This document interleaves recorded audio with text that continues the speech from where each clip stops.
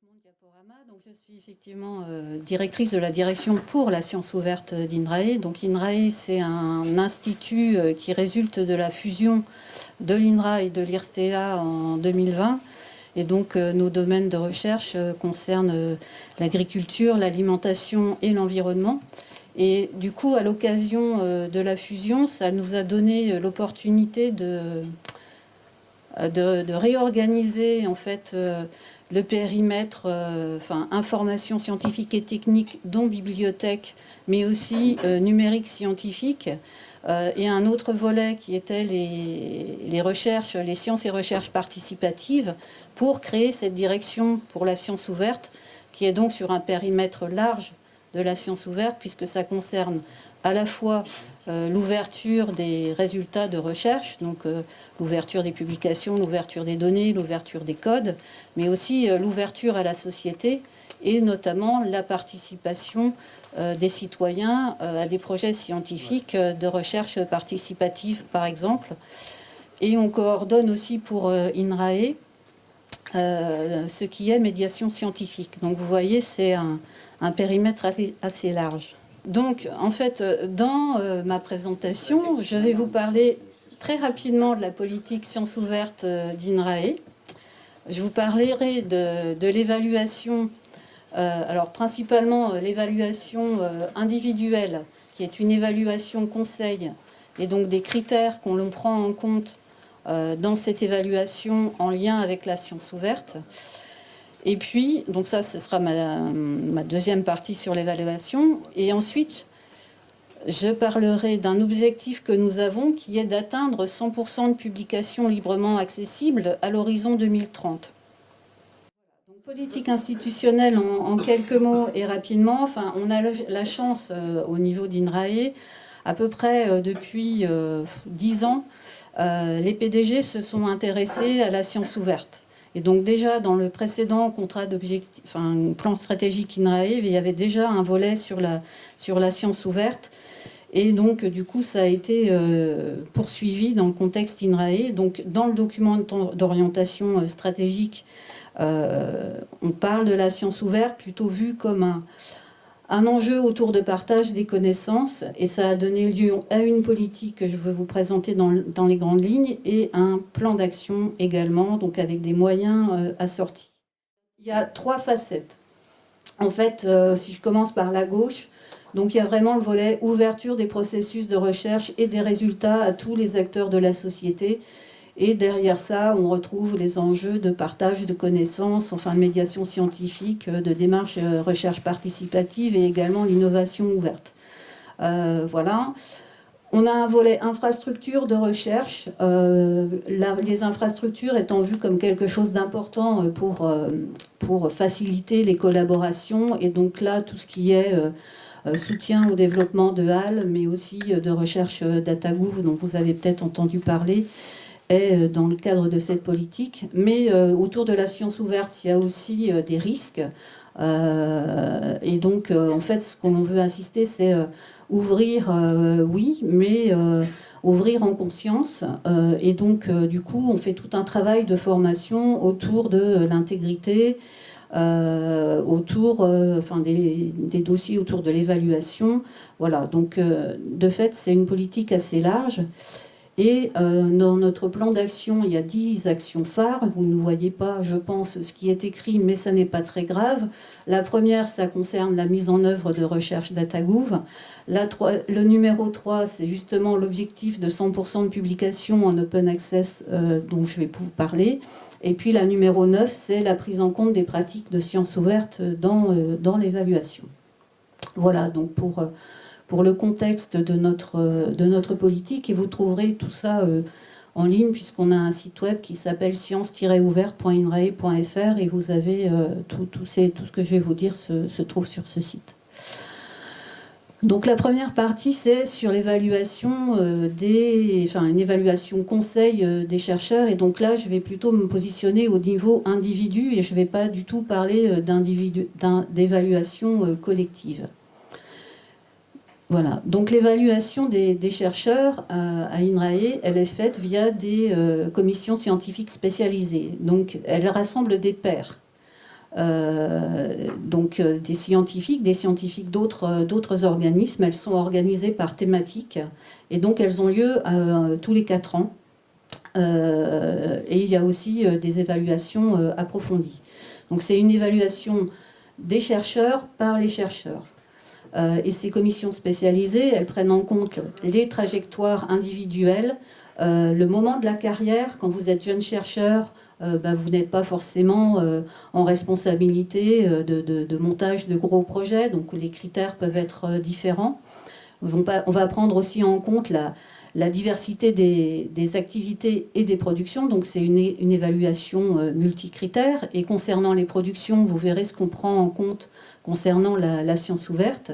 Et puis, comme je le disais, l'évolution des missions au cours des carrières, elles peuvent évoluer.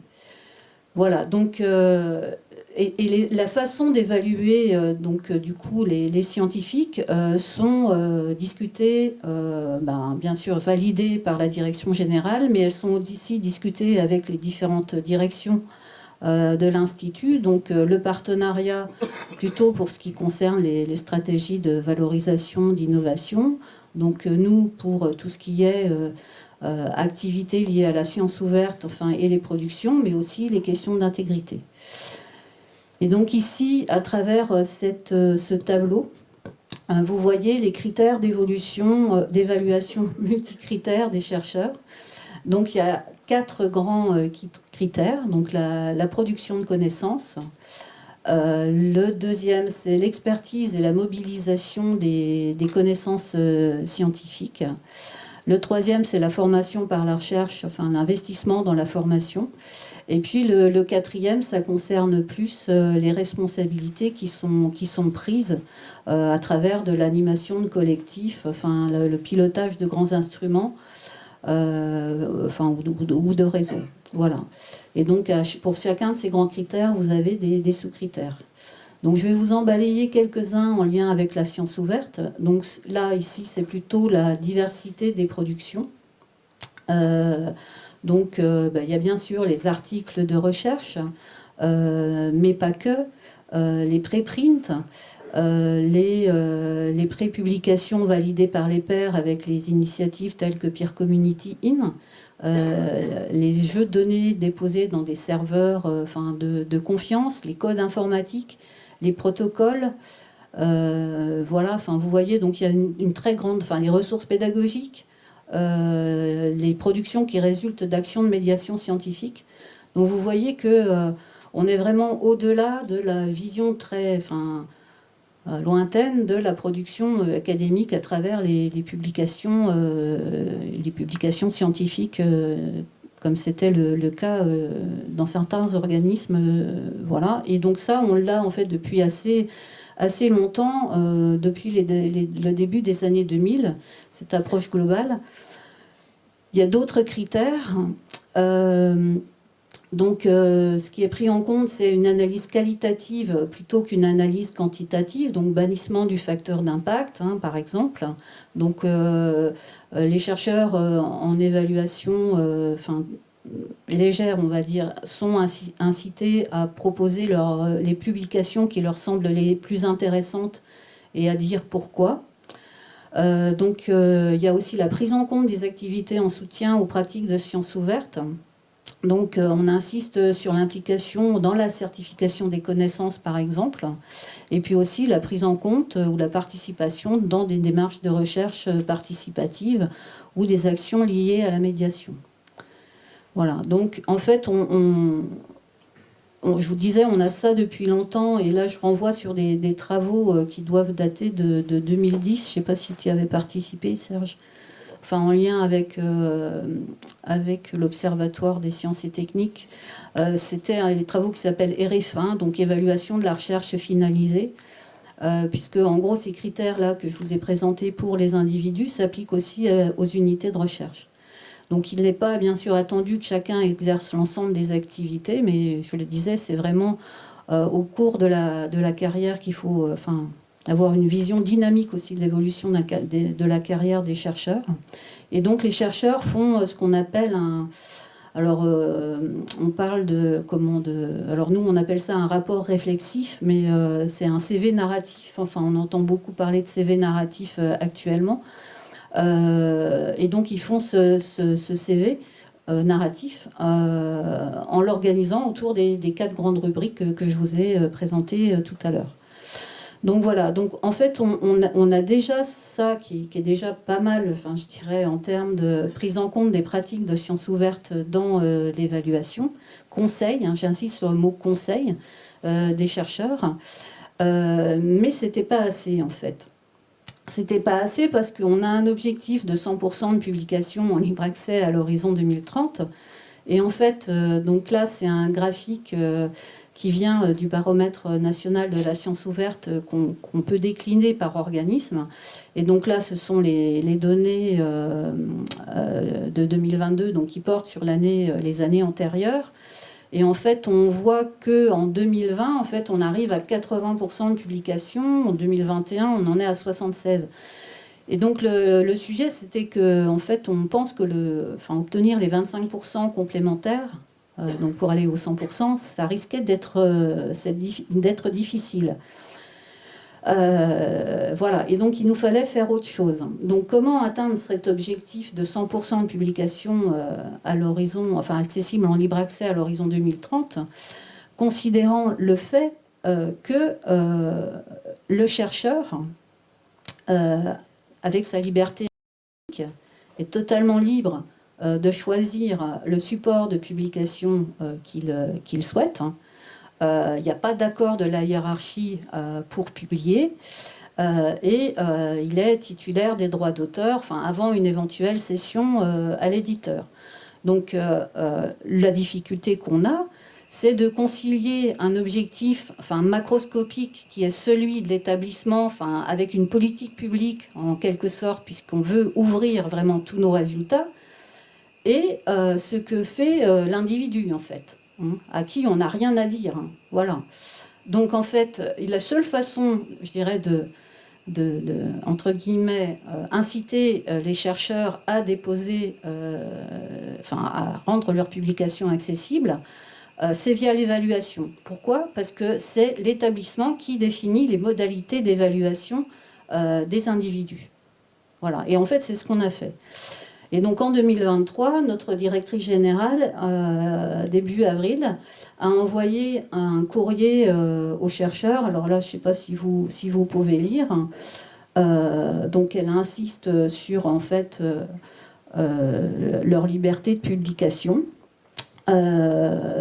Mais en jaune, ce que j'ai mis, c'est que à partir de l'année 2023, donc l'évaluation conseil et les promotions des chercheurs s'appuieront sur la version librement accessible des articles publiés dans les revues scientifiques via la liste des productions exportées de Halle. Voilà. Et donc, associé à ce courrier, en fait, on a fait un guide dont je vous présente juste la page d'accueil. La synthèse, je vais quand même vous la lire, c'est « Tout scientifique reste libre de choisir ses supports de publication, quel que soit leur modèle économique. L'Institut formule cependant des conseils aux auteurs pour que leurs résultats soient librement accessibles, notamment en débossant le texte intégral de leur publication dans HAL, en mettant également à disposition les données et les codes pour que les résultats soient reproductibles. De plus, il est conseillé d'appliquer certains principes pour limiter les dépenses liées à la publication. Et dès 2023, l'évaluation conseil et les promotions s'appuieront sur la version librement accessible. » Et donc, en fait, dans ce document que vous trouverez également en ligne, on donne des conseils. Donc, en synthèse, vous êtes libre de choisir vos supports de publication, mais restez vigilant. Donc là, le sujet, c'est de ne pas aller faire attention aux éditeurs prédateurs, de ne pas aller payer 5 000 euros pour publier ou 9 000 euros.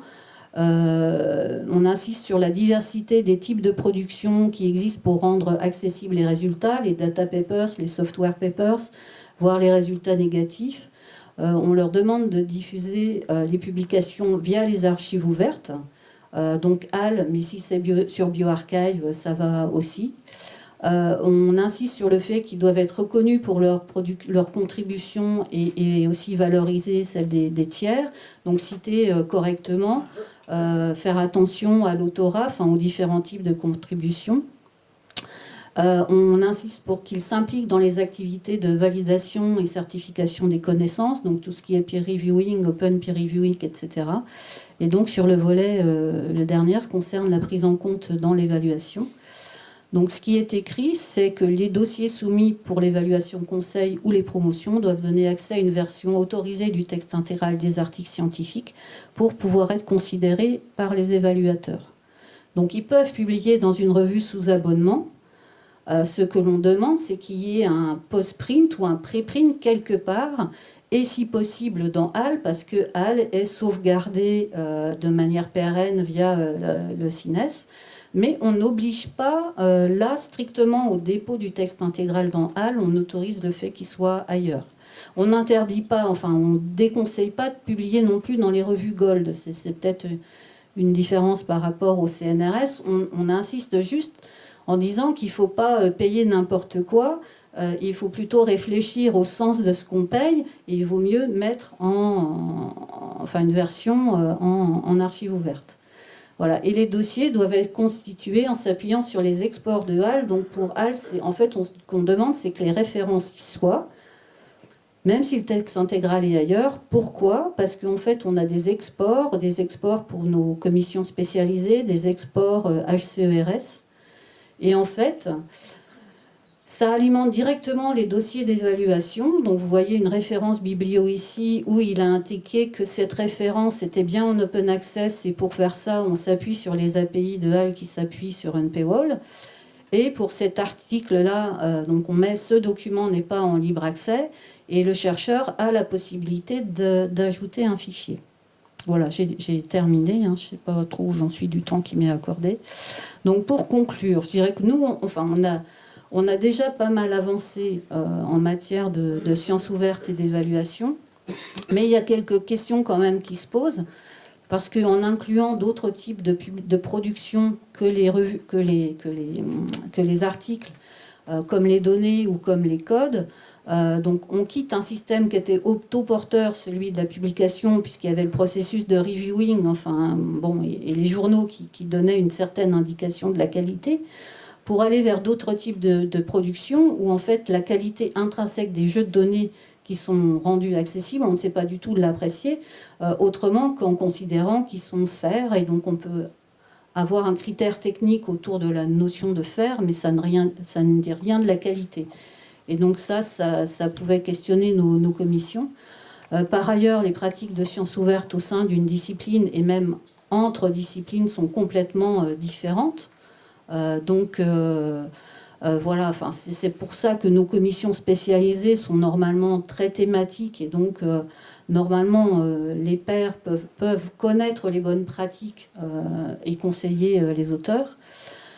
Un autre aspect, c'est que la science ouverte met du coup un accent sur la capacité à collaborer entre les scientifiques avec la société, et aussi à réutiliser les productions. Donc comment reconnaître la production scientifique d'un individu, son originalité, à partir du moment où on réutilise beaucoup. Donc là, il y a des problématiques à résoudre en étant capable de créditer et puis de certifier la qualité des productions. Pour terminer, zut, il y a une animation bizarre là. Voilà, donc on a une politique pour l'évaluation qui reconnaît la diversité des productions et des activités des chercheurs. Une politique science ouverte avec un objectif de 100% de publication. Et du coup, je conclurai sur la relation science ouverte et évaluation. Donc l'évaluation, c'est un vrai levier pour la science ouverte. On avait 5500 dépôts de fichiers dans HAL en texte intégral en 2022. Et là, en 2023, avec cette incitation, on en est déjà à 6600.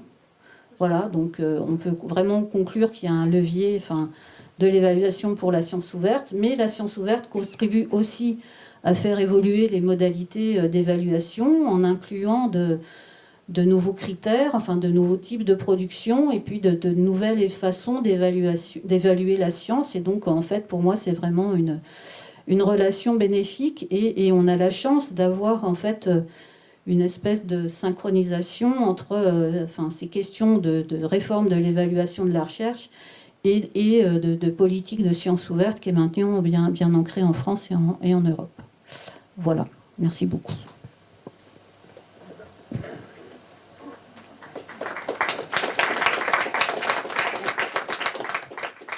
Merci Odile. On va enchaîner avec Michel. Bonjour à tous. Moi je suis Michel Paul, je suis directeur de recherche à l'INSERM, neurobiologiste, et depuis quelque temps je m'occupe de l'information scientifique et technique de l'INSERM, et j'anime un département, ou je dirige un département de sciences ouvertes.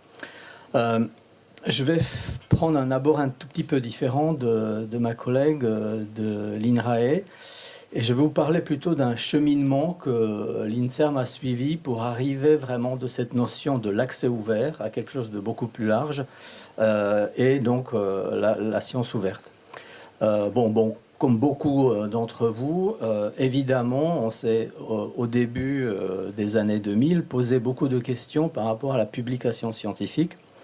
Et donc, on était parmi les premiers à avoir souscrit à la déclaration de Berlin qui vraiment posait pour la première fois cette question de liberté d'accès aux informations, aux publications scientifiques. Et ensuite, vraiment, on est rentré dans le cheminement qui s'est progressivement accéléré, évidemment. Notamment, je citerai l'année 2016 avec donc la loi pour une république numérique qui a donné vraiment ce coup d'accélérateur, qui s'est traduit ensuite par la politique vraiment nationale pour la science ouverte. On a beaucoup travaillé au sein de la BSN, Bibliothèque scientifique numérique, qui ensuite s'est transformée en comité pour la science ouverte, le COSO, avec donc les deux plans successifs, 2018 puis 2021, pour la science ouverte, et dans lequel INSERM était fortement impliqué dans les différents groupes de travail. On a participé évidemment aussi à la mise en place de cette conférence donc OSEC 2022 à l'occasion de la présidence française du Conseil de l'Union européenne, où finalement ont été posées les bases de ce qui suit aujourd'hui de la DORA vers QOARA, c'est-à-dire vers une vraie coalition de la réforme d'évaluation de la recherche. Et donc nous avons évidemment participé à ça aussi. On a signé évidemment DORA, on est aujourd'hui dans le board de QOARA. Et donc, évidemment, petit à petit, ce cheminement nous a amené vers aussi des considérations d'évaluation de la recherche qui doivent être profondément changées. Donc, tout ceci juste pour vous dire que finalement, la science ouverte était l'une des priorités. En fait, il y avait 4 priorités dans le plan stratégique de l'INSERM. Et la 4e priorité, c'était vraiment l'évaluation, le développement de la science ouverte et tout ce qui suit, tout ce qui est autour de la science ouverte. Et finalement, donc, on est arrivé jusqu'à la création d'un vrai département à l'INSERM qui s'occupe de ces questions-là. Alors, juste quelques notions finalement de ce que nous, on voit derrière la science ouverte et derrière en fait toute cette politique aussi bien donc institutionnelle, nationale et européenne. Évidemment, on base notre stratégie de publication notamment sur l'utilisation des archives ouvertes. On a ouvert très tôt notre portail institutionnel vers HAL. Et donc, pour nous, c'est vraiment fondamental que non seulement l'archive ouverte HAL participe à l'accès ouvert, libre aux publications scientifiques, mais aussi pérennise, évidemment, parce que vous savez très bien que quand les articles sont chez un éditeur scientifique, quand ce sont des éditeurs scientifiques, voire même évidemment des éditeurs qui sont associés à des sociétés savantes, rien n'empêche que les éditeurs peuvent faire faillite et vous n'êtes absolument pas certain que les articles seront sauvegardés et pérennes. Archive ouverte, évidemment, pérennise notre production. En deuxième position, on a mis dans cette stratégie la publication dans des revues en open access de type Gold. Évidemment, revues hybrides, bon, je les ai mis en grisé parce que je ne veux même pas en parler. C'est vraiment quelque chose qu'on proscrit de façon très active. Et puis, évidemment, on fait beaucoup attention au coût des APC. J'en parlerai tout à l'heure. Alors, ce qui est pour nous aussi très important, c'est l'utilisation des préprints. Donc, Odile Lologne l'a mentionné un petit peu. C'est vrai que c'est une forme de publication ou de communication scientifique un peu particulière. L'INSERM, avec d'ailleurs l'INRAE, on était à la base de l'acceptation finalement des préprints par les grandes alliances, que ce soit donc à Viessan ou à l'Envie, où vraiment aujourd'hui les dépôts sur des archives ouvertes, des préprints, sont complètement pris en compte dans l'évaluation. Alors évidemment pas au même niveau que des publications classiques parfaitement reviewées, mais quand même on en tient compte et on peut les citer. Et puis je parle même pas des revues Diamant, parce que autant nous y croyons beaucoup dans certains domaines scientifiques, bon, SHS, maths, physique, autant on a un problème dans le biomédical avec cette forme de publication ou des revues de ce type-là, puisque actuellement, par exemple, il n'en existe absolument pas. Et on craint un petit peu que le développement sera extrêmement compliqué, très long, et que la notion entre guillemets d'excellence va primer encore pendant des années dans le domaine biomédical. Juste pour vous dire que, évidemment, on suit très attentivement le degré de passage vers l'accès ouvert à nos publications. Donc, à l'image du baromètre national pour la science ouverte que vous connaissez certainement, on a créé à l'INSERM le nôtre, qui est fondé sur le même principe que celui au plan national, pour que l'on puisse justement suivre et se mesurer un petit peu à la moyenne nationale. Donc, vous voyez que bon, on progresse relativement correctement, on a toujours un petit peu d'avance sur la moyenne nationale. Mais là encore, il faut faire un petit peu attention. Ce plateau de 78% que Odile a cité tout à l'heure, mais nous en sommes finalement pas loin. Et on se dit que là, il va falloir passer, pareil, à des systèmes un petit peu plus peut-être... alors, je ne veux pas dire contraignants, mais en tout cas, on va essayer d'expliquer un petit peu plus pourquoi il faut continuer dans cette stratégie et surtout pas arriver à ce plateau sur lequel donc, on va stagner. Alors évidemment, je l'ai dit tout à l'heure, la notion de coût de la publication est extrêmement importante. C'est pour ça que, bon, là aussi, on suit très attentivement les coûts. Je vais vous demander juste, si vous voulez regarder le total des APC, donc l'histogramme au milieu. Et vous voyez qu'en 6 ans, on a quasiment doublé nos coûts en publication, donc des dépenses en APC. Alors là, sur ce graphique, je m'arrête en 2021. Je n'ai pas eu le temps d'intégrer les chiffres qu'on vient juste de consolider pour 2022. Mais à nouveau, en 2022, on a dépassé 1,8 million en APC. Et donc, on craint qu'on ne va pas pouvoir suivre très longtemps. Et même si, évidemment, les dépenses sont éligibles, hein, du moment où vous avez, par exemple, des grants, que ce soit ANR, ERC, etc., vous voyez que l'INSERM a quand même encore payé, entre guillemets, sur vraiment les deniers de laboratoire, plus de 800 000 euros actuellement pour l'INSERM. Donc, pour nous, évidemment, moi, je serais beaucoup plus content, enfin, même très heureux, si cette somme pouvait aller directement à la paillasse, et non pas dans le financement des publications. Et donc, vraiment, là, c'est un sujet de préoccupation pour nous. Et on va prendre des mesures, effectivement, pour commencer à contrôler un petit peu ces dépenses-là. À côté, donc, de cette gestion, de cette stratégie de publication, on essaye aussi, évidemment, de s'intéresser à des données. Alors, je le dis tout de suite, à l'INSERM, on a une particularité, ce sont les données de santé. Donc vous pouvez imaginer qu'on ne les traite pas de la même façon que les données qui sortent des recherches fondamentales des labos. Mais en tout cas, ce qu'on a fait depuis à peu près presque 2 ans maintenant, c'est de mettre en place une Chief Data Officer qui s'occupe vraiment de l'animer au sein de l'INSERM, et de mettre en place un réseau interne qui est notamment associé à des délégations régionales ou des grands instituts de mixité. Donc à Paris, c'est par exemple l'Institut Imagine, l'ICEM à la Pitié-Salpêtrière, l'Institut Cerveau-Moelle. Évidemment, dans les régions, à Bordeaux, on a déjà à Nantes, Strasbourg, on a déjà des correspondants qui gèrent pour les labos de l'INSERM la question des données. On a ouvert, c'était au mois de mars de cette année, notre partition dans le RDG, donc dans la plateforme researchdata.gouv. Et dans mon département, il y a des personnes effectivement qui suivent des dépôts, qui les valident, et en fait il faut évidemment une qualité minimale pour pouvoir déposer dans cet entrepôt. On a mis en place le plan de gestion de données vraiment un peu spécifique à l'INSERM, qui est quand même, cela dit, évidemment disponible sur la plateforme de l'INIST Opidor, mais qui est tourné là aussi justement vers, par exemple, l'utilisation des équipes de recherche clinique, notamment par exemple nos unités dans les hôpitaux, les CIC. Et puis, évidemment, comme je l'ai dit tout à l'heure, on s'intéresse beaucoup à des données de santé. Alors, pourquoi je vous en parle un petit peu de façon particulière? C'est tout simplement qu'on s'est rendu compte que, au plan national, vraiment, on était, alors je ne vais pas dire mauvais, mais en tout cas, on n'est pas bon. Là, sur ce graphique, vous voyez un petit peu la moyenne nationale en ce qui concerne les publications qui suivent des essais cliniques. Vous savez probablement qu'on doit déposer sur des plateformes, notamment américaines, mais il y a aussi une plateforme désormais européenne, des essais cliniques. Quand un essai clinique est initié, on doit déposer sur cette plateforme vraiment le début où on doit informer finalement le monde de la santé et de la recherche qu'un essai clinique est en train d'être conduit.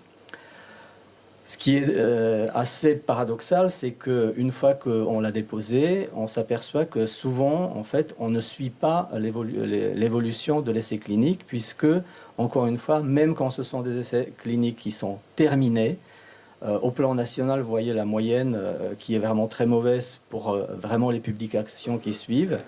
Et quand vous regardez un petit peu, donc la dernière colonne violette, donc c'est le monde académique.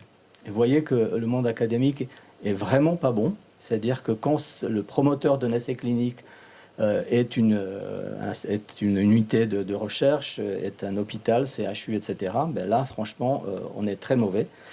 Et donc, au plan national, cette question a été vraiment prise en compte de façon très sérieuse. Imaginez que vous avez en face des associations de malades qui se sont prêtées à participer donc, à un essai clinique.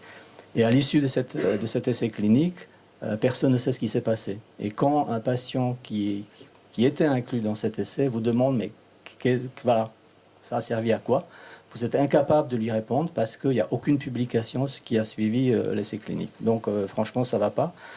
Et donc, au plan national, il y a maintenant un groupe de travail qui s'est mis en place sur la transparence des recherches en santé. L'INSERM est vraiment fortement impliqué, évidemment, là-dedans. Et on va essayer de formuler des préconisations pour pallier à ce problème-là. La science ouverte, évidemment, fondée ou accompagnée par l'éthique, intégrité, le travail avec la société et la transparence, évidemment. Donc, bon, voilà, je liste très rapidement nos implications. Donc évidemment, on a un comité d'éthique qui préconise, qui recommande, qui a une lettre d'information, etc. La dernière, par exemple, concernait l'utilisation dans la recherche de ce qu'on appelle les organoïdes. Je ne sais pas si vous savez ce que c'est, mais ce sont des amas cellulaires complexes sur lesquels, en fait, on modélise le fonctionnement d'un organe vital. Ça peut être le cœur, ça peut être le cerveau, ça peut être les reins. Donc ça pose beaucoup de questions. Évidemment, on a notre délégation intégrité scientifique, on a une cellule sciences et société qui est extrêmement importante et active à l'INSERM, puisque une des forces de l'INSERM, c'est d'avoir des relations extrêmement étroites avec toutes les associations de malades qui existent en France. Et donc, ce sont de véritables partenaires de recherche pour nous aujourd'hui, parce que les associations non seulement donnent des idées des fois sur leur pathologie, mais aussi préconisent par exemple des voies de recherche que l'on pourrait suivre. Et donc, ils s'associent ensuite avec des laboratoires qui vont, sur le plan fondamental, voire clinique, explorer certaines voies. Quand je parle de transparence, c'est aussi justement de montrer à tout le monde ce qui se passe avec l'ouverture ou le coût de la publication. Et donc, bon, très rapidement, vous voyez les histogrammes qui montrent que, par exemple, certains des éditeurs, bon, je ne veux même pas les nommer parce qu'à chaque fois, ça m'énerve. Voilà, et vous voyez la progression, mais massive, de dépenses chez ces éditeurs-là. Et pour l'instant, on n'arrive pas à raisonner, j'allais dire, les chercheurs pour se demander mais pourquoi je publie chez cet éditeur-là et pourquoi je dépense en plus l'argent chez cet éditeur-là. Donc il y a quelque chose qui ne va pas dans cet histogramme. Et là aussi, on se doit de travailler sur ces questions-là. Et donc je termine par évaluation, parce que c'est de ça quand même qu'on devait parler, même si j'ai pris la liberté de vous expliquer un petit peu finalement le cheminement de notre politique et de notre réflexion. Juste pour vous dire que, évidemment, dans l'évaluation, on incite. Alors, pour l'instant, on est loin de ce qui s'est fait au CNRS et même, finalement, de ce qui va se faire au niveau de l'INRAE. On ne oblige pas nos chercheurs à déposer dans HAL. Donc, on préconise très fortement. Et on se dit qu'on n'a peut-être pas cette obligation, mais qu'ils vont y arriver eux-mêmes parce qu'ils vont s'apercevoir que même l'HCERES, par exemple, va commencer à évaluer uniquement sur la base des articles qui vont être déposés dans HAL. Cette année, c'était la première année où l'HCERES a clairement annoncé qu'il veut que les structures créent des collections dans HAL et qui va ensuite s'appuyer sur les articles qui seront disponibles dans ces collections-là. Donc je pense qu'ils vont y arriver petit à petit eux-mêmes. Ce qui est sûr, c'est que depuis au moins 3 ans, si c'est un peu plus, on a complètement proscrit dans nos façons d'évaluer le facteur d'impact des journaux. Plus personne n'en parle. Même le H-index, on ne veut plus en entendre parler. Ce qu'on utilise maintenant systématiquement, ce sont les CV narratifs. Et on ne demande plus, surtout dans les promotions, par exemple CR vers DR ou DR2 vers DR1, on ne demande plus des listes exhaustives de publications, mais vraiment choisir 5 publications majeures. Et un petit peu comme l'a dit ma collègue Odile Lologne, expliquer finalement pourquoi ils ont choisi ces publications-là, qu'est-ce que ça a apporté dans leur parcours de recherche. Les commissions scientifiques spécialisées chez nous sont complètement autonomes. Donc chaque commission a son président qui finalement peut annoncer la couleur, comment il entend évaluer dans sa spécialité. Il n'empêche qu'on organise quand même des réunions préalables avec tous les présidents des commissions pour leur expliquer notre vision. Donc ils ont vraiment un schéma qu'on leur donne à chaque fois, où on demande justement de ne plus parler par exemple de certains de ces indicateurs-là. Et puis on a un échange permanent dans le courant de l'évaluation, vraiment. Donc les commissions siègent en général chez nous pendant une semaine. Et toute la semaine, on débriefe régulièrement avec eux, si jamais justement il y a des cas un peu particuliers qui se présentent, pour savoir comment, par exemple, inclure des activités un peu parallèles, c'est-à-dire notamment par exemple la gestion de données, structuration des lots de données, etc. etc. Et puis, évidemment, les pratiques d'évaluation, je pense qu'il ne faut pas rester dans son coin. Il faut absolument collaborer avec nos collègues. Mais l'évaluation, vous savez que ce n'est pas une question institutionnelle, ce n'est pas une question nationale, c'est une question internationale, évidemment. Et donc là, on veut vraiment collaborer. Je sais qu'avec l'INRAE notamment, il y a déjà des collaborations depuis plusieurs années sur ces questions-là. On va commencer à entamer aussi des collaborations avec certaines grandes institutions européennes, puisque là aussi, on ne veut pas laisser nos chercheurs un petit peu au milieu du gué en se disant, bon, ils vont se débrouiller, ils vont expliquer que chez nous, c'est comme ça. Mais quand vous déposez un CV, quand vous déposez un projet de recherche à l'international, il faut se rendre à l'évidence que tout le monde n'évalue pas de la même façon et que, par exemple, dans certains grands instituts américains, le facteur d'impact et la qualité de la publication mesurée au travers de la renommée d'une revue est toujours en cours et donc il faut préparer les chercheurs à ça. Voilà. Préprint, juste 2 mots. C'est quelque chose qu'on a préconisé donc fortement et finalement il s'est avéré que si j'ose dire, si les années Covid étaient intéressants pour quelque chose, c'était pour la prise en compte des préprints et surtout pour la prise en compte de la nécessité de rapidement partager l'information. Et on s'est aperçu que vraiment entre les labos, le partage se faisait par mail, se faisait sur les préprints entre les instituts internationaux. Et c'est comme ça qu'on a réussi à séquencer, par exemple, la séquence du virus en quasiment une semaine. Et bon, vous savez, là, vous connaissez la suite avec la production des anticorps, même si malheureusement, ça ne s'est pas fait chez nous. Juste pour terminer, vraiment quelques mots. Je pense qu'on partage tous finalement ce petit slogan de la fondation de Bill et Melinda Gates, à savoir que partager l'information, eh bien, évidemment, ça accélère et renforce notre impact. Je pense que tout le monde en est convaincu aujourd'hui. Pour vous dire aussi que la science ouverte, évidemment, ce n'est pas que accès ouvert, ce n'est pas que la gestion de données, mais il y a beaucoup d'autres choses qui sont autour. Donc, on essaye de s'investir dans tout. Et finalement, le tout pour une seule raison, c'est que à partir de la paillasse, à partir vraiment des essais cliniques qui sont très fermés pour l'instant encore, mais notre but, c'est d'arriver à diffuser vraiment l'information le plus rapidement possible dans la société pour que tout le monde puisse en saisir, que ce soit, encore une fois, monsieur lambda, ou que ce soit, par exemple, les industriels, les associations, enfin, vraiment tout le monde. Voilà, c'est notre but ultime en tout cas, notamment donc évidemment dans le domaine de la santé. Merci bien.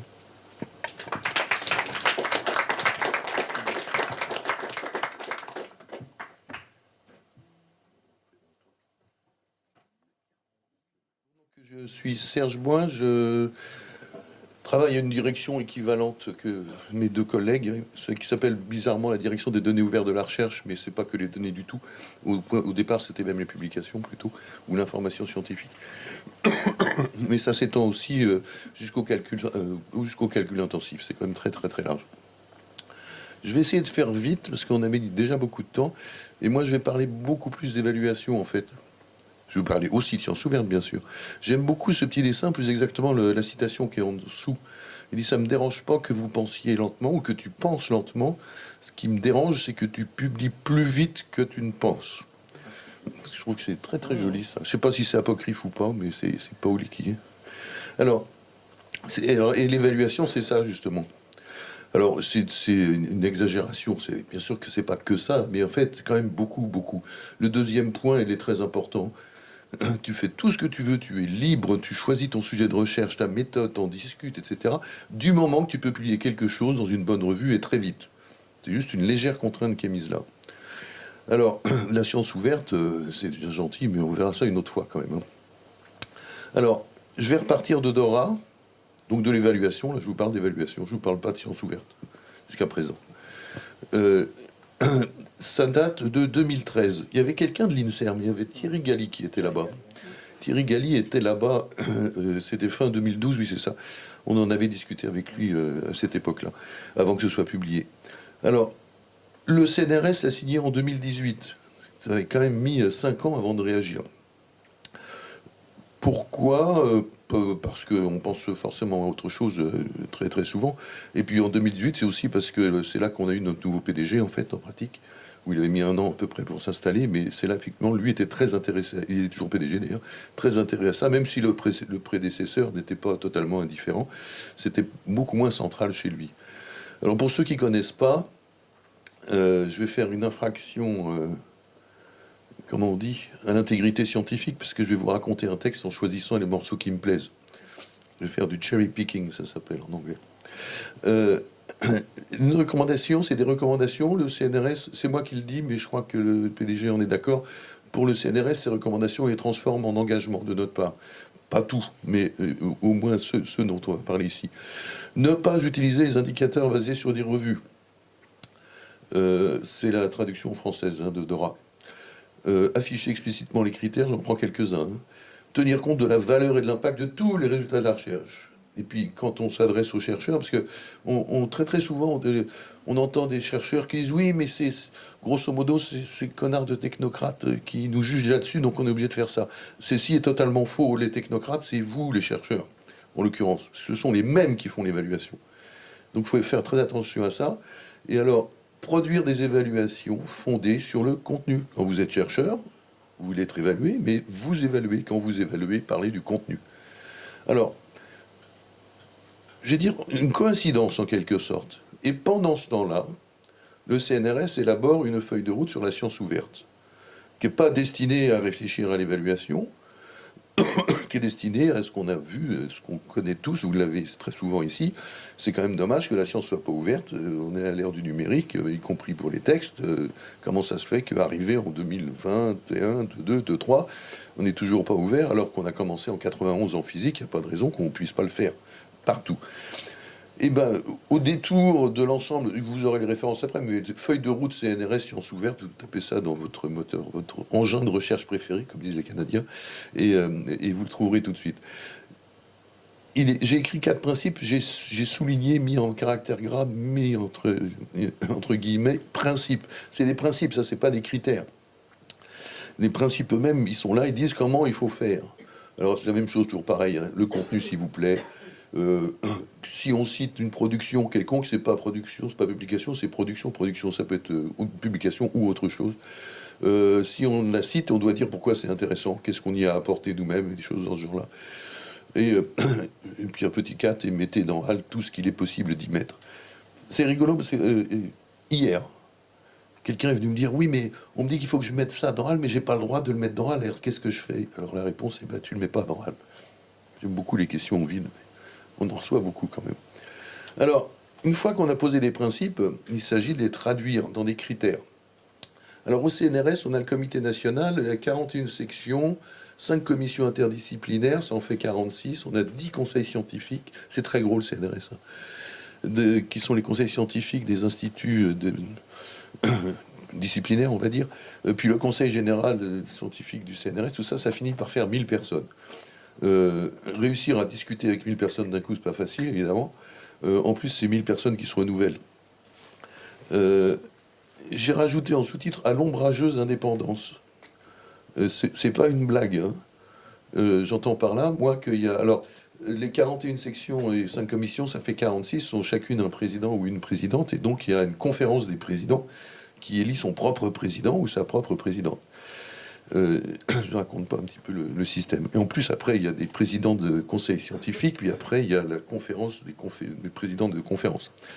On a des réunions avec le bureau de la conférence des présidents de section et de commission, avec le directeur général délégué à la science.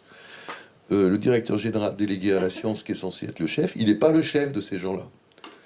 Et il n'a pas intérêt à avoir des velléités d'être le chef. J'ai déjà vu dans des réunions, c'est d'où parles-tu, camarade? C'est vraiment ça. Hein. Donc c'est pas facile du tout, mais c'est des endroits, des personnes sensées avec lesquelles on peut tout à fait discuter, et les principes, les 4 que j'ai évoqués juste avant, ont fini par être effectivement plus ou moins adoptés sur le principe. Le petit problème qu'on a derrière, c'est que tous les 5 ans, chacune des sections et commissions revoit l'ensemble des critères et les publie, sans en référer à qui que ce soit d'autre qu'eux-mêmes. Donc, quand vous voyez 46 fois 4, j'ai mis 4 parce que figurez-vous qu'il y a des critères pour les recrutements et puis pour les promotions, puis il y a des CR et puis il y a des DR. En fait, il y en a d'autres, il y en a plus que ça.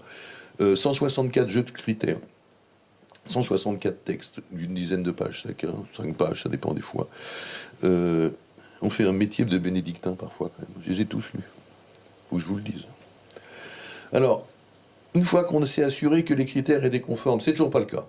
J'ai encore reçu un mail, là, pendant le repas de ce midi, on a un conseil scientifique d'institut qui est allé dire vous mettrez la liste complète de vos publications.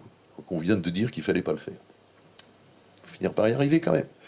Alors, une fois qu'on a fait modifier, en discutant chacune des sections et des commissions, les jeux de critères qu'ils affichent, après, c'est pas le tout, il y a aussi la manière, la forme dont on dépose les dossiers. Et là, c'est pas les évaluateurs qui font ce travail-là, c'est la DRH, en liaison avec la DSI. Et son sous-traitant informaticien pour aller développer le site web. Alors, donc on a modifié les formats des dossiers. Alors, là, je vous parle d'un aspect, il y en a plein d'autres en fait. Ce que je disais tout à l'heure, mettez pas, vous pouvez la mettre si vous voulez, mais ça sert à rien de mettre la liste complète de publication, des choses comme ça. On a demandé aux chercheurs de s'auto-évaluer autour des quatre thématiques qui sont ici, nature d'activité qui se relève de l'activité de recherche normale. C'est quelque chose qui était absent avant. Alors ce que disait Odile, le système publication autoporteur, ça dépend beaucoup des disciplines. On a grosso modo on les a toutes, les disciplines de recherche fondamentale au CNRS. Et quand je dis recherche, c'est vraiment en recherche. Pas... On a de la philo, il y a de tout. Hein. Le système autoporteur dans beaucoup des disciplines, pour pas dire la grosse majorité autour des publications, était réel, et il l'est encore en grande partie. Donc on dit, la liste des publications, ok, moi c'est bien ce qu'il fait celui-là aussi, puis tu prends celui-là ou celui-là, bah attends, il a plus de publics, hop, discute pas. C'est une méthode feignante, bien sûr. Donc là, il y a ces dimensions-là. Ça change pas des choses du jour au lendemain de manière très simple. Ça permet d'éventuellement faire un léger changement culturel, tout petit. Finira peut-être par arriver à quelque chose. Alors, bannir les facteurs d'impact, les H-index, etc., ben bien sûr, c'est évident. De même que le nombre de publications, même. En pratique, une fois que les portes sont fermées, qu'on est en train de faire le travail d'évaluation et qu'il s'agit de convaincre un camarade, on ne sait pas ce qui se dit. Hein. Alors on a une chance, c'est que dans ces 1000 personnes-là, il y en a une majorité qui sont élues, figurez-vous. Alors vous allez me dire, ça vous qualifie pour être un bon évaluateur? Certainement pas spécialement, j'allais dire.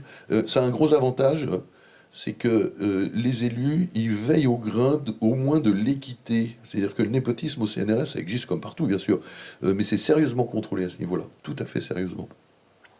De même que si on a réussi à convaincre les élus du bien fondé des propositions qu'on fait en termes d'évaluation, on peut être sûr que s'il y a des dérapages, ça se saura. C'est un gros avantage, en fait, sur ce coup-là, d'avoir des élus.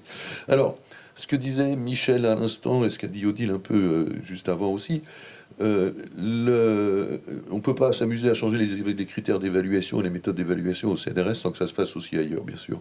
Alors, ça tombe bien, je veux dire, c'est ce qu'on est en train de faire tous.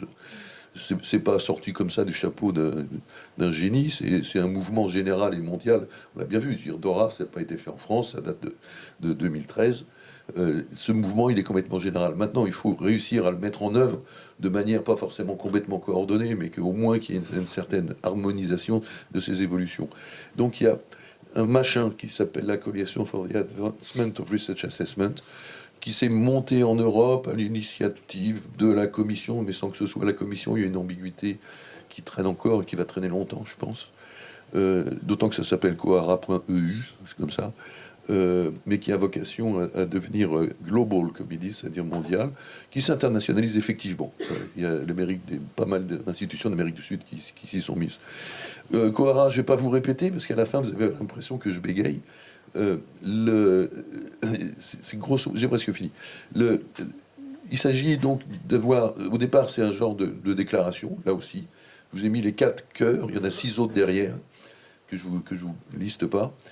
L'idée, c'est que les membres actifs de la coalition s'engagent non seulement à mettre en œuvre ces principes-là, mais en plus à rendre compte au sein de la COARA, et les systèmes d'information sont en train de commencer à se développer, de manière à ce qu'on puisse partager les informations des uns et des autres, s'engagent à révéler et à expliciter, selon certaines templates qui ne sont pas encore bien définies, selon certains modèles, de quelle manière les choses avancent.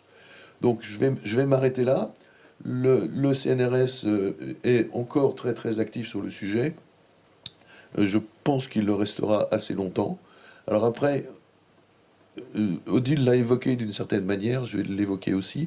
On a la chance au CNRS d'avoir un soutien très très fort de la direction générale et de la présidence. Enfin, c'est pas juste un soutien, c'est aussi des initiatives. Hein. On n'est pas à l'abri de ce que d'un changement de politique puisse arriver. Alors on est sauvé justement par ce genre de choses, puisque ce genre de choses, en quelque sorte, engage les établissements. Alors, on peut toujours dire merde à ces engagements, de toute façon, il n'y a pas de tribunal derrière, bien sûr. Mais en termes de risque réputationnel, quand même, c'est là. Et je vous mets... Ah oui, j'en ai encore 2, dans le dernier, on s'en fiche. Celui-là, il est en anglais, il aurait pu être en espagnol ou en portugais, d'ailleurs, on l'a dans toutes les langues. Les 2 documents que je vous suggère pas de lire d'un bout à l'autre, ils sont pas très longs, hein, de toute façon. De 2019, pardon, le Roadmap for Open Science, pardon, la feuille de route pour la science ouverte, et en 2020 sur les données de la recherche. Et j'arrête là.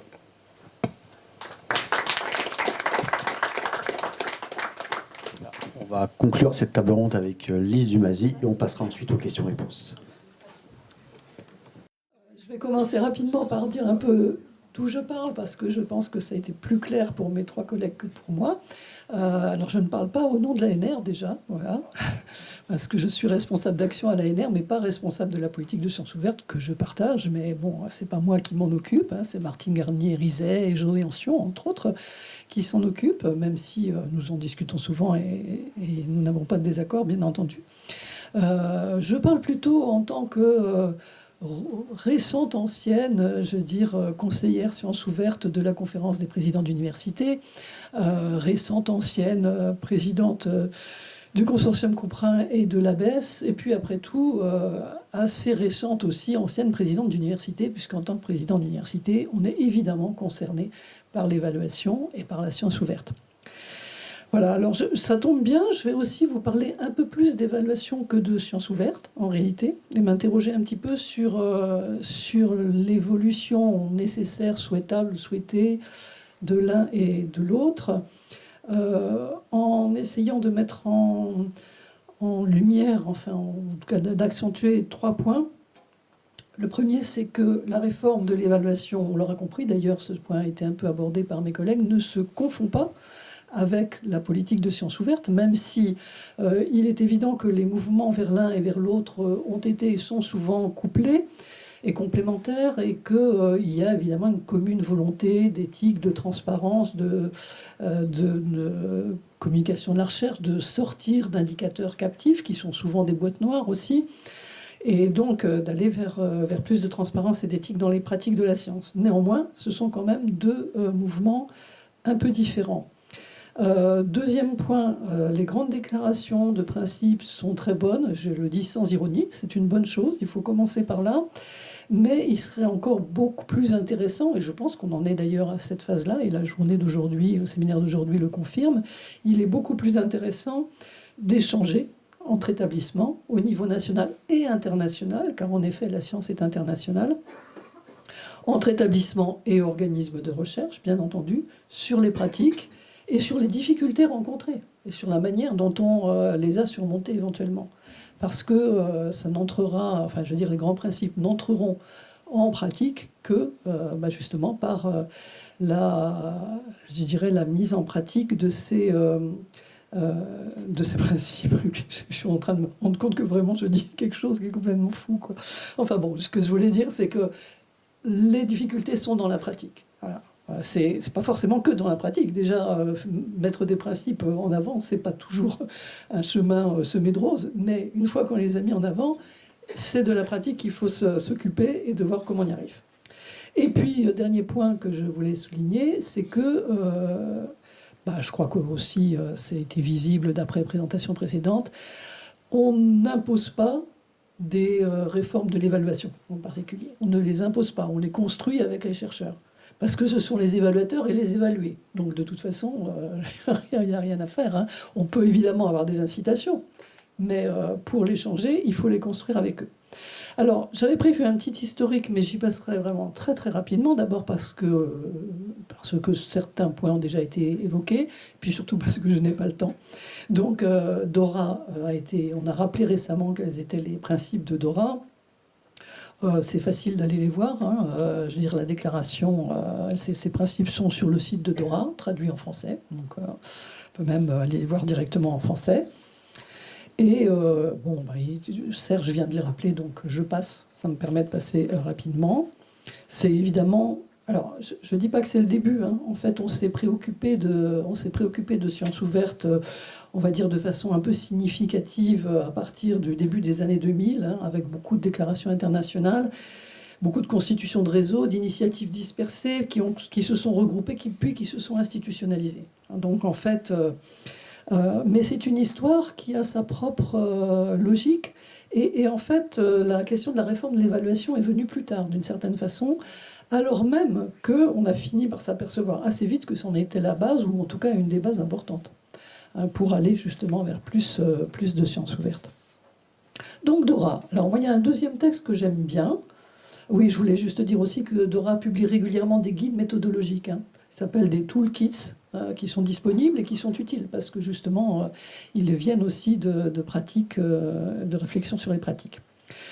Et rappeler qu'une vingtaine d'universités l'ont signé en France, ainsi que de nombreux organismes nationaux de recherche, des écoles, des revues scientifiques, des sociétés savantes, l'ANR, l'HCRS, l'Académie des sciences et une presse universitaire à ce jour, enfin au 22 novembre, peut-être qu'il y en a plus depuis.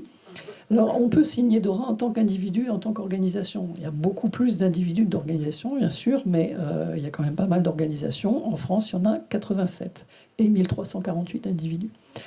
Voilà. Alors, un autre texte que j'aime bien, c'est le manifeste de Leiden pour la mesure de la recherche. Alors, on n'est pas vraiment dans la science ouverte, même si de nombreuses considérations et principes se recoupent. On est vraiment sur un texte qui s'interroge sur l'évaluation et sur comment faire la meilleure évaluation. Vous le savez sans doute, le centre de Leiden est un centre de scientométrie, hein, qui publie d'ailleurs un classement. Et en 2015, donc, ils ont fait un manifeste en 10 principes qui a été traduit par Ghislaine Filiatro et se trouve sur le site d'Ouvrir la Science, hein, comme beaucoup d'autres documents intéressants Donc je vous invite à aller le voir, d'autant plus que je n'aurai pas le temps de m'attarder sur ces 10 principes. Mais ce qui, à mes yeux, le rend très intéressant, c'est que, bien sûr, la volonté d'aller vers la transparence, vers l'éthique, vers un changement de l'évaluation qui prenne en compte toutes les productions de la recherche, etc. Je ne reviens pas sur tout ce qui a déjà été dit. Ça se trouve dans le manifeste Leiden. Mais en même temps, le manifeste s'interroge vraiment sur qu'est-ce qu'une évaluation, quelles sont ses difficultés et comment on arrive à les surmonter. Donc chacun des principes est escorté d'un résumé et d'un commentaire. Et je trouve que c'est très intéressant. Bon, je vous donne juste le titre de départ des principes, parce que je n'ai pas le temps de faire plus, mais je vous invite vraiment à aller le voir. La description quantitative doit servir d'appui à une évaluation qualitative, qui ne dit pas qu'il ne faut pas faire de quantitatif, ce serait très hypocrite. On sait très bien que le quantitatif va toujours servir, et d'ailleurs, ce n'est pas forcément une mauvaise chose qui sert. Simplement, il ne doit servir que d'appui à une évaluation qualitative. Il faut mesurer la performance au regard des missions de recherche de l'institution ou du groupe du chercheur. Ça, c'est un point très intéressant, à mon avis, qu'on ne met pas assez en valeur. Ce n'est pas une évaluation dans l'absolu, la recherche. C'est une évaluation qui est toujours située. C'est-à-dire quels sont les objectifs que vous fixez à telle personne, à tel groupe, dans tel établissement, à tel moment. Et ça, il faut aussi y penser. Il faut protéger l'excellence des domaines de recherche importants à l'échelle locale. Alors, ça ne veut pas dire qu'un article où on doit considérer l'échelle locale est nul, parce que c'est mieux d'être un article international. Ça veut dire que dans certaines disciplines, ou sous-disciplines, ou dans certains domaines, il est très important, et là la question de la langue intervient, il est très important que l'article soit publié dans une revue de la langue du pays, parce que l'impact va être précisément sur ce pays-là. Et donc, ça pose à nouveau frais, je dirais, la question de la langue, qui doit être une question, et vous le savez bien, en sciences humaines et sociales, qui est une question particulièrement importante. Et ça pose la question du pluralisme et de l'importance sociétale des recherches, qui peuvent être minorées par la volonté de ne publier que dans des revues internationales, naturellement en anglais, puisque c'est la langue dominante. Alors j'avoue que ce n'est pas la langue dominante scientifiquement, c'est la langue dominante pour des tas d'autres raisons, on le sait bien. Quatrièmement, il faut maintenir une collecte de données et des processus d'analyse ouverts, transparents et simples. Alors ça veut dire plusieurs choses. Ça veut dire que l'établissement qui fait faire l'évaluation doit fournir à ses évaluateurs, et aux évalués d'ailleurs, le moyen d'avoir des données fiables, objectivées, etc., le plus possible. Et ça demande des moyens. Ce que dit Kohara aussi d'ailleurs. Il faut des moyens pour faire une bonne évaluation. Et aussi transparent et simple. Et il faut permettre aux chercheurs évalués, c'est le 5e principe, de vérifier les données et les analyses. Il faut tenir compte des différences entre disciplines en matière de publication et de citation. Plus personne ne va utiliser l'index de citation, donc il n'y aura pas de problème. Mais bon, il vaut mieux le dire quand même que pas le dire. Voilà.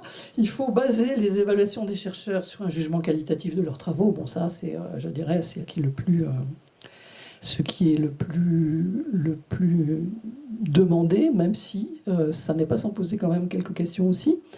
Et même si je suis absolument d'accord, mais ça pose quand même des questions. Il faut éviter les simplifications abusives et les fausses précisions. Et il faut reconnaître les impacts systémiques des évaluations et des indicateurs. Quel que soit le type d'évaluation, quel que soit le type d'indicateur qu'on va choisir, ça a un impact sur ce que le chercheur ou l'ensemble des chercheurs vont faire. Et donc, il faut réfléchir aussi à ça. Et enfin, il faut réévaluer régulièrement et faire évoluer les indicateurs. Donc, vous voyez que le programme de Leiden, et vraiment, je pense que ça vaut de le regarder de près, couvre beaucoup de questions qui se recroisent, quelquefois avec celles de la science ouverte, mais qui sont aussi beaucoup plus larges. Bon, je sais que je suis bavarde, donc j'essaie de regarder ma montre. Bon, je vous passe tous les... de toute façon, je pourrais vous donner les références s'il y en a, mais elles sont connues. Tout ce qui est plan national de la science ouverte, mise en place du GT évaluation et sciences ouvertes du COSO, qui est évidemment très, très important. Et vous avez beaucoup beaucoup de documents publiés, encore une fois, sur le site qui sont vraiment intéressants. Rapport de l'EUA en 2019, Research Assessment in the Transition to Open Science, qui fait un peu un état des lieux de ce qui se passe en Europe. Bon, la CPU en 2020 a produit aussi un document sur l'évaluation qui a été envoyé aux universités et publié. Je ne suis pas sûre qu'elle l'ait tout en mémoire, mais on peut le retrouver et vous le refournir si vous voulez. Ce sont des indications, ce sont des conseils, bien entendu. La conférence des présidents d'université n'a pas d'ordre à donner particulièrement aux universités, mais ces conseils vont évidemment dans le même sens, c'est-à-dire vers l'encouragement à la transparence, à publier sur HAL, à publier en accès ouvert, mais aussi à prendre en compte toutes les publications, enfin tous les produits de la recherche, à travailler sur la réforme de l'évaluation avec les collègues, évidemment, et à développer les formations, les discussions avec les communautés, à produire sa charte aussi de l'évaluation. Certains établissements ont commencé à le faire. Pas beaucoup, c'est une question qui commence à être prise en compte plus en profondeur dans les universités, qui commencent tout juste. Bon, la recommandation de l'UNESCO, l'appel de Paris dont on a parlé au SEC 2022, Coara. Bon, je m'arrête un tout petit peu à Coara, mais pas beaucoup, puisque Serge déjà en a parlé, donc c'est très bien. Il me permet aussi d'aller plus vite. Coara, plus de 500 signataires, 47 en France, dont 30 universités, CNRS, HCRS, ANR, d'autres organismes de recherche. Coara, c'est les institutions. On n'adhère pas à Coara individuellement. C'est les institutions. Et Coara, effectivement, a produit donc des engagements concrets, 10 engagements. Les établissements doivent s'engager. En même temps, ils ne sont pas de couteau sous la gorge non plus pour le faire. C'est plus, évidemment, une incitation, là encore. Et surtout, ce qui est intéressant dans Coara, c'est qu'il y a des groupes de travail collectifs et ils sont au niveau européen et international. Et ça, c'est fondamental. Comme la science, comme la science ouverte, l'évaluation, ça doit être un mouvement international. Ça n'empêche pas de commencer, parce que sinon, il n'y a jamais personne qui commence. Mais c'est quand même important que soit maintenue cette dimension internationale. Et on peut proposer des nouveaux groupes de travail dans Coara, si on en a envie, et essayer de les monter. Donc c'est quelque chose qui est, à mon avis, fondamental, parce que aussi bien en France, à l'intérieur, entre les organismes nationaux de recherche et les établissements, en particulier entre établissements, qu'à l'international, il est vraiment important d'échanger et de travailler ensemble pour cette réforme de l'évaluation. Alors je voudrais, pour terminer, essayer de mettre en évidence quelques questionnements qui ne sont pas du tout des incitations à ne pas faire, mais qui sont, je pense, des questionnements qu'il faut se poser. On sait très bien, on est tous des évaluateurs et des évalués, je pense, alors, beaucoup d'entre nous, en tout cas ici, on sait très bien comment ça se passe. Et moi-même, j'ai fait partie d'innombrables instances d'évaluation, y compris celle du CNRS. Donc, j'ai une assez grande expérience là-dedans. Qu'est-ce qui se passe? Alors, en fait, on fait de son mieux, je dis pas la question, mais bon, on a peu de temps, on a beaucoup d'évaluations, d'où l'importance, je dirais, alors, moi, je suis en SHS, je suis professeur de littérature française, donc de toute façon, les H-Impact, les machins comme ça, on les a jamais eus, ça c'est déjà ça, donc il fallait bien quand même lire un peu les textes. Mais même en SHS, il y a des questions. C'est-à-dire que les évaluations antérieures, comment dirais-je, les éléments objectifs, il n'y a pas d'objectivité absolue, tels les prix, etc. Et évidemment, les éléments quantitatifs sont quand même un appui dont on peut difficilement se passer, parce qu'on n'a pas le temps objectif de regarder très à fond tous les dossiers, c'est pas vrai. Je ne veux pas dire, personne peut me dire le contraire, mais c'est pas vrai, d'accord? Donc, bien sûr qu'il faut les regarder, qu'il faut en lire des articles, etc. Je me souviens encore, au début des évaluations au CNRS, on avait des armoires pleines de thèses, d'articles, papiers, etc. Et il fallait se fouiller pour aller chercher ces dossiers, pas les confondre et pas les mélanger tant que possible. C'était pas satisfaisant, il y a beaucoup de limites à l'exercice. Quand je dis qu'on n'a pas d'H-index, etc., cela dit, on a des classements. Bon, je prends le classement des revues en économie, qui a fait couler beaucoup d'encre. Pourquoi? Parce que les sciences humaines et sociales sont très soumises aux biais idéologiques. On ne va pas dire le contraire. Elles ne sont pas toutes seules. D'autres aussi le sont, moins, mais enfin, elles le sont. Et donc, dès que vous allez faire produire un classement, qui a produit le classement? Selon quels critères? Pour répondre à quel type d'économie? Parce que l'économie, il y en a plein. Je prends cet exemple-là, je pourrais en prendre un autre. Hein. Donc, nous aussi, on a ces problèmes-là. Donc, tout le monde veut évoluer vers le plus qualitatif. Comme je le dis, hein, le plus qualitatif n'est pas en rapport direct avec la science ouverte au sens restreint, ni même d'ailleurs au sens général. Je veux dire par là qu'un article peut parfaitement être en accès ouvert en accès ouvert différé ou en accès fermé, pas dans une revue Diamant, et être d'excellente qualité, et vice-versa. On est d'accord. Donc voilà, il y a un rapport, je l'ai dit, hein, via les valeurs qui sont défendues, de transparence, d'éthique, etc. Mais ce n'est pas la même chose. Bon.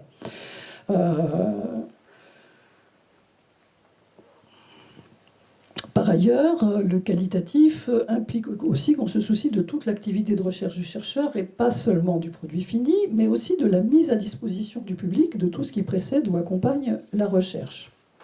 Alors, quelles sont les solutions pour aller vers une évolution améliorée, plus qualitative? Bon, on en a évoqué plusieurs points qui ne font pas tellement débat. Hein. Abandonner le H-index et le facteur d'impact, même si je suis sûr que ce n'est pas complètement fait, mais bon, en tout cas, on a beaucoup progressé. Choisir les 3, 4 ou 5 publis les plus significatives, donc les faire représenter par le chercheur, les lire quand on est évaluateur, être en capacité de les apprécier sans lien avec le lieu de publication, sans néanmoins être en conflit d'intérêts, ce qui, dans les petites communautés, peut poser parfois problème. Hein. Les petites sous-communautés. Ne pas s'attacher au nombre, mais à la qualité, avoir des CV narratifs permettant de mettre en lumière diverses contributions du chercheur et d'expliciter la trajectoire. Tout ça, je pense, c'est très bien, je suis pour. En même temps, c'est du déclaratif, on est d'accord. Le CV narratif, hein. Donc, apprécier toutes les activités liées à la recherche, les contributions collectives, la médiation, la recherche participative, la diffusion par différents biais de la recherche. Afficher clairement les critères de l'évaluation et leur hiérarchisation, parce que ça compte beaucoup, qui peut varier ou pas. La question est à se poser selon le but de l'évaluation. Parce que quand on parle d'une évaluation conseil, ou qu'on parle d'une évaluation pour des promotions, ou pour des recrutements, ou pour des candidatures à des bourses, ou pour l'évaluation d'un projet, on n'est pas exactement dans la même évaluation. Donc, il faut vraiment réfléchir à quels sont les critères que l'on veut en fonction des objectifs, comment on hiérarchise ces critères à chaque fois. Moi, j'ai vu ça je ne sais combien de fois. Ah ben oui, il y a tel critère, mais sur tel critère, c'est autre chose. Oui, mais comment on choisit? Alors, lequel est le plus important? Donc, il faut non seulement avoir des critères objectivés, transparents, connus, des évalués, mais il faut les hiérarchiser et il faut avoir un système cohérent de critères dans l'ensemble des évaluations que l'on peut faire dans un établissement. Bon, c'est quand même une question. Autre question potentielle, laisse-t-on totalement de côté la question de la notoriété liée à la diffusion et à l'évaluation de la revue dans les communautés nationales ou internationales? Bien entendu que ne pas lire un article, dire il est très bon parce qu'il est publié dans telle revue de très haut niveau, c'est nul. Okay, bon, on connaît tous des articles pas très bons dans des bonnes revues et des articles excellents dans des moins bonnes revues ou des revues moins diffusées. D'ailleurs, est-ce qu'une revue est moins bonne parce qu'elle est moins diffusée? Pas forcément. Mais ce qui est sûr, c'est qu'il y a moins de personnes qui l'auront lu. Donc la question de la notoriété est quand même une question complexe sur laquelle il faut s'arrêter. Bon, la question du temps, j'en ai parlé, mais c'est pas parce que j'en ai parlé que je l'ai résolu. Hein. Je veux dire, comment fait-on pour donner le temps aux évaluations? À mon avis, il faut faire moins d'évaluations, d'accord? Et arriver à savoir comment s'appuyer sur une évaluation antérieure sans en même temps être complètement dans la même, évidemment, dans la même perspective ou la recopier. Et moins de publications, je suis complètement d'accord. Et puis, il y a la question de la spécialisation de l'évaluateur. Moi, je trouve que c'est aussi une question vraiment importante. Parce que c'est pas parce qu'on est professeur de littérature française, par exemple, qu'on sait évaluer très bien un dossier de médiéviste, quand on est 19e comme moi. Voilà. Et je prends cet exemple-là, mais on peut prendre dans n'importe quelle discipline. Hein. Il y a un ensemble de sous-disciplines qui font que, bon, en gros, on va pouvoir évaluer. Mais dans le détail, c'est pas si facile que ça. Donc comment est-ce qu'on règle cette question de la spécialisation de l'évaluation, qui est d'autant plus importante que l'on veut une évaluation qualitative qui se fonde vraiment sur l'appréciation du dossier, un petit peu indépendamment, je dirais, de ce qui peut nous être fourni comme appréciation extérieure, nom de la revue, nombre des publications, etc.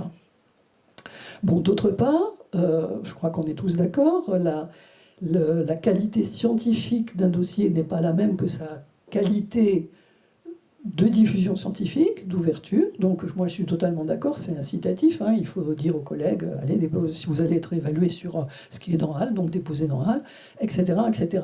Simplement, c'est une incitation à développer la politique de sciences ouvertes de l'établissement. Moi je suis pour. Hein. Mais c'est pas la même chose que la qualité du dossier. Donc il faut aussi savoir quel poids on va donner à l'un et à l'autre dans l'évaluation. Donc la qualité des pratiques de sciences ouvertes n'est qu'une partie de la réforme de l'évaluation. Et je suis sûre que j'ai dépassé, donc je vais terminer très rapidement. Donc il est important d'aider bien sûr les chercheurs dans le changement des usages, c'est fondamental. Bon, je pense que tout le monde le fait, donc je n'insiste pas plus. Enfin, essaie de le faire, il faut le faire encore plus sûrement. Il faut avoir une politique de l'établissement qui est claire, connue, affichée, construite avec les chercheurs, revue régulièrement avec eux. Il faut se concerter avec les organismes nationaux de recherche, parce que qu'est-ce que ça veut dire d'avoir des UMR, où d'un côté on aurait les chercheurs évalués d'une manière, et de l'autre côté les enseignants-chercheurs d'une autre. Personnellement, je trouve ça aberrant. Voilà. Donc je le dis. Et il faut équilibrer les critères. On sait très bien que pour les enseignants-chercheurs, en plus, il faut savoir ce qu'on évalue, hein, et à quel moment, je le disais tout à l'heure. L'objectif. Parce que l'enseignant-chercheur, il a aussi, et d'ailleurs, c'est pas très différent finalement pour les chercheurs, parce qu'ils font souvent aussi de l'enseignement, ils font de la recherche participative, etc. De la médiation, enfin, voilà, il y a tout un tas d'éléments qui sont un peu différents. Et entre parenthèses, ça aussi, ça pose une question sur la compétence de l'évaluateur. Parce qu'on peut être très compétent pour évaluer un sous-domaine particulier de recherche, et ne pas l'être du tout pour évaluer la qualité d'une recherche participative ou d'une médiation. Hein. C'est pas forcément donné comme ça automatiquement à n'importe quel enseignant-chercheur. Voilà, donc comme je le disais tout à l'heure, beaucoup d'universités, enfin en tout cas un certain nombre, ont adopté maintenant des politiques et des chartes de sciences ouvertes. Et comme la vôtre, plusieurs commencent maintenant à réfléchir à la question de l'évaluation. Et je trouve, alors, en lien avec la science ouverte, mais encore une fois, c'est pas la même chose. Et je trouve que c'est important de le faire. Donc bravo, continuez. Et tant qu'à le faire, faites-le bien. C'est-à-dire qu'il y a vraiment, comme j'ai essayé de le dire, c'est quelque chose d'extrêmement complexe et il faut prendre toute cette complexité en considération. Voilà.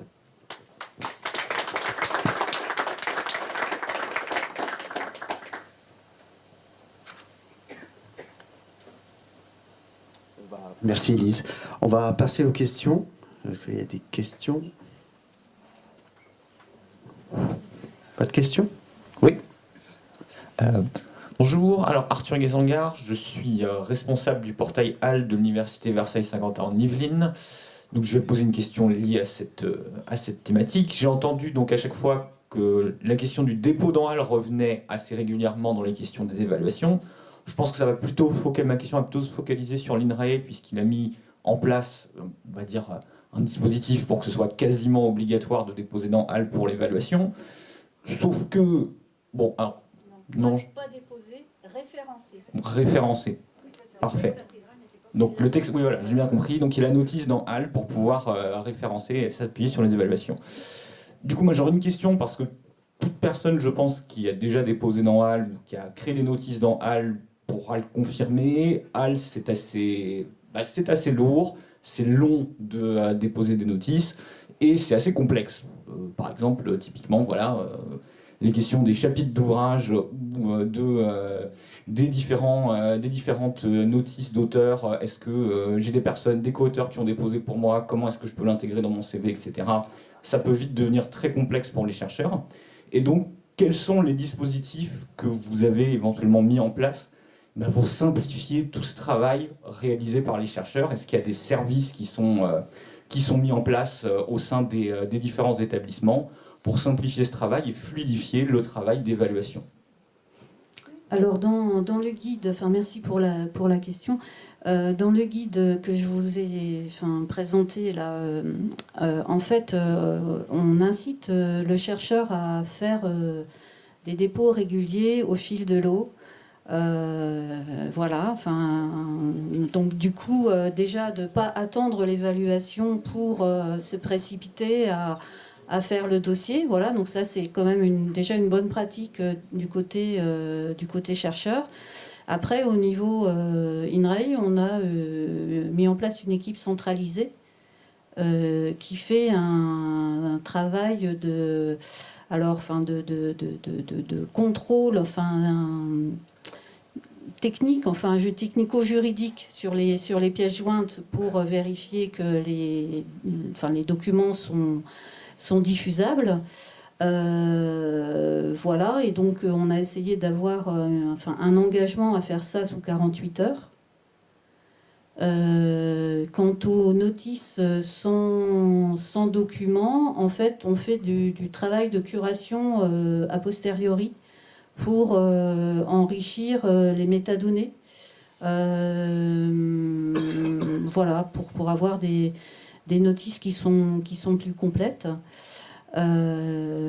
Voilà, et donc en fait on se sert aussi de tout ce qui est déposé dans HAL, on récupère ça dans une base bibliométrique interne où on fait tout un autre travail de curation de métadonnées, de réalignement sur les référentiels pour pouvoir produire d'autres types d'indicateurs et notamment pour ce qui est de l'Institut, le recensement des productions plutôt destinées aux professionnels, voilà, et donc c'est HAL, les données dans HAL qui nous servent, mais cette base bibliométrique est aussi alimentée par d'autres sources, dont le WOS, dont Scopus,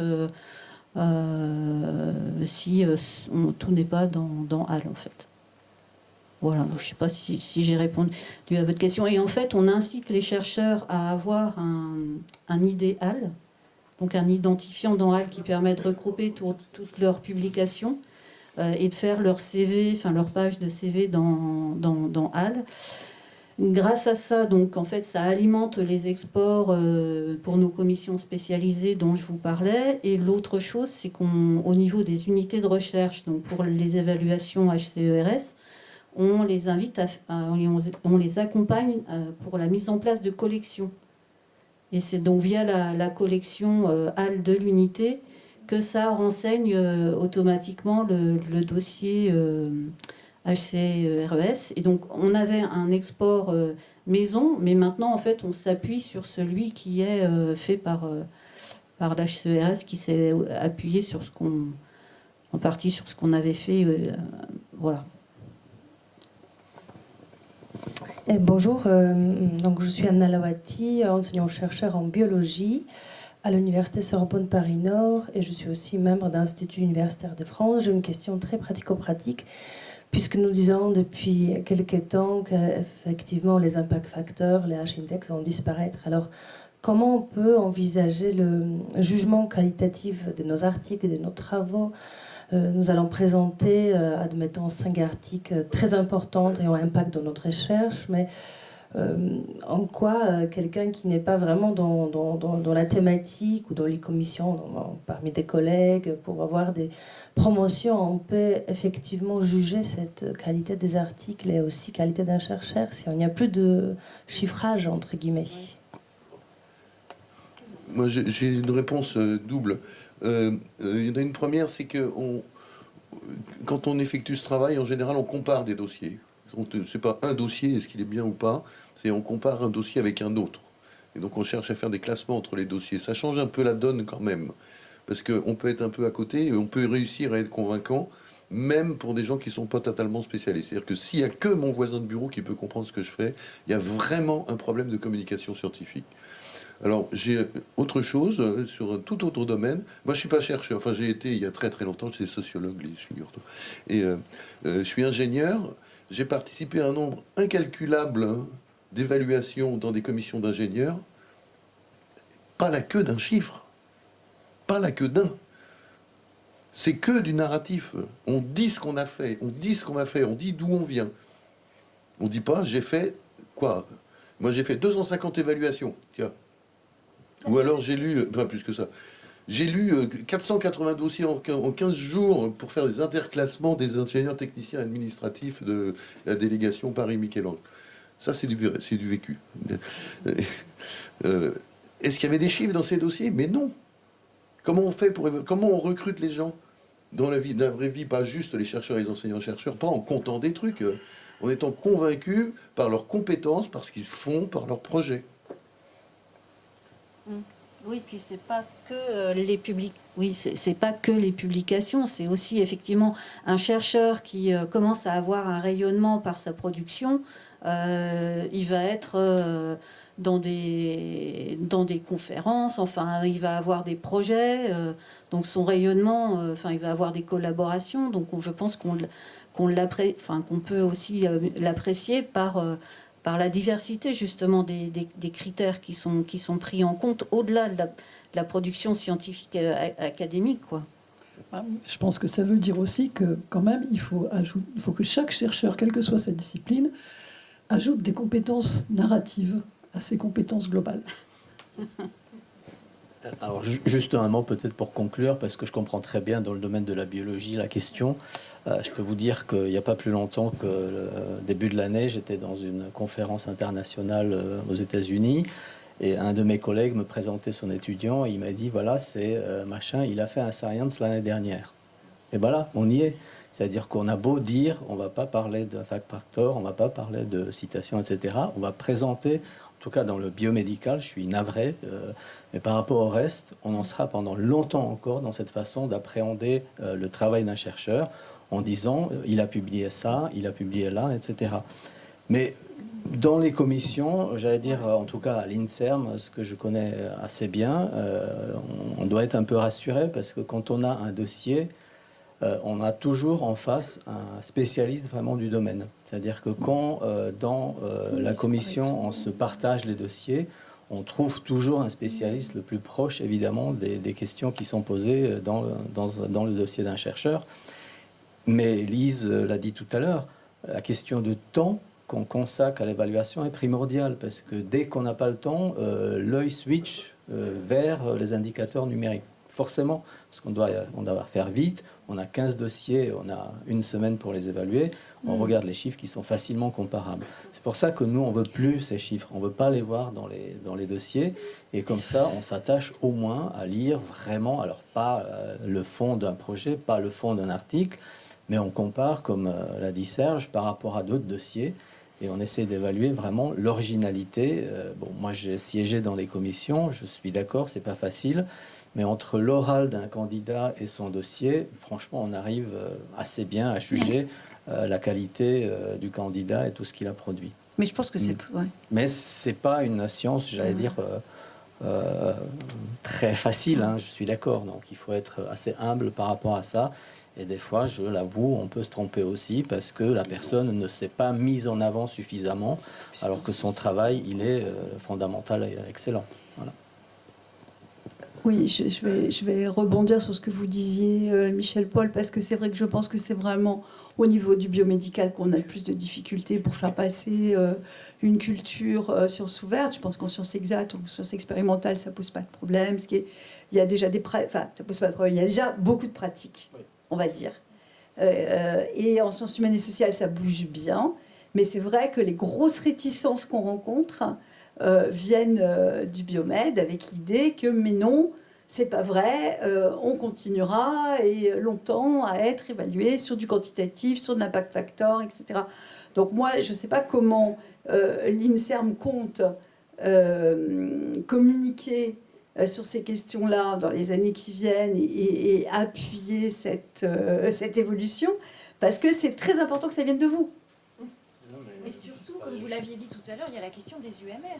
Ouais. Non, mais j'en suis absolument convaincu. Et bon, je vais être très direct parce que c'est ma nature. Moi, j'étais presque effrayé quand j'ai sorti d'une réunion récemment avec les présidents des commissions qui nous ont demandé de remettre en place les indicateurs chiffrés parce que ça les aidait à aller plus vite. Donc là, on s'est regardé avec Didier Samuel, donc notre PDG, et on s'est dit mais qu'est-ce qu'on fait?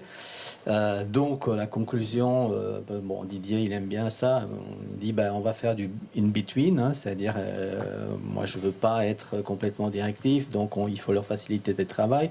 Donc je dis bon ok, on va couper la poire en deux, en tout cas pas d'impact factor, pas d'indexage. On peut produire d'autres indicateurs qui seront chiffrés. Donc on peut, mais en tout cas plus appuyer sur la notoriété des journaux, parce que là, exactement, les citations de l'article, l'impact d'un article en particulier, parce que justement on peut le mesurer au travers des citations, etc. Donc on peut produire d'autres indicateurs qui seront peut-être à mieux considérer, à aider quand même, parce que ce sont des données chiffrées. Mais c'est vrai, voilà. Le discours de l'INSERM actuellement est quand même pas tout à fait clair, et c'est vrai que ça encourage des certaines formes de résistance au changement. Et ce que soulevait Catherine Veil, c'est très juste, c'est que nous, on est une université pluridisciplinaire, et on aurait vraiment besoin que tous nos chercheurs soient évalués sur des critères qui soient des critères qui ne sont pas forcément exactement les mêmes, enfin en tout cas, c'est pour lesquels il n'y a pas des écarts gigantesques, notamment quand on est dans des commissions sur les avancements. Oui, où nous, on a commencé à introduire les CV narratifs, enfin, on a commencé à faire plein de choses à ce niveau-là, mais ça bute quand même un peu sur la résistance du quanti. Je ne vais pas monopoliser la parole, mais en tout cas, nous en sommes tout à fait conscients. On a le même problème, franchement, avec nos équipes en biomédical. Ce qui est sûr qu'on va être beaucoup plus clair dans notre communication à partir de 2024, parce qu'il y a beaucoup de choses qui ont bougé là ces derniers mois à l'INSERM. Avec l'arrivée de Didier Samuel, avec la création du département pour la science ouverte, avec le changement fondamental dans le département d'évaluation. Donc on parle beaucoup et on prépare vraiment un texte très clair et à disposition de tous pour que ce soit vraiment mis noir sur blanc et que la commission puisse s'appuyer dessus. Mais comme je le disais tout à l'heure, les présidents des commissions sont quand même indépendants. Bon. Voilà, non, mais c'est une vraie difficulté. C'est quand on dit les Américains pensent que, lesquels ils sont nombreux les Américains et certes le président, mais etc. C'est un peu pareil chez nous en quelque sorte. L'indépendance. Quand on dit le CNRS a un discours très très clair, alors parfois ça peut être très clair quand c'est sur une ligne de commandement simple, du genre on ne se remet dans le compte rendu annuel que ce qui est présent, texte intégral dans HAL, et c'est simple, on le fait. Et puis le résultat, c'est que n'est présent dans le compte-rendu annuel chercheur que ce qui est déposé dans A les points barres. Ça pose aucun problème. Maintenant, quand on dit on va faire des abandonner l'impact factor et les listes complètes de publications, c'est dit, c'est écrit, c'est réécrit. Puis aujourd'hui, conseil scientifique d'institut qui dit vous mettrez la liste complète de vos publications dans votre dossier. On fait quoi avec ça? On va s'empailler avec le conseil scientifique d'institut. Mais en attendant, le coup, il est parti. Une dernière question, peut-être? Oui, on va d'abord vous remercier pour toutes ces interventions. Merci à vous. Et on va faire une petite pause de 10 minutes et on reprend sur la deuxième table ronde.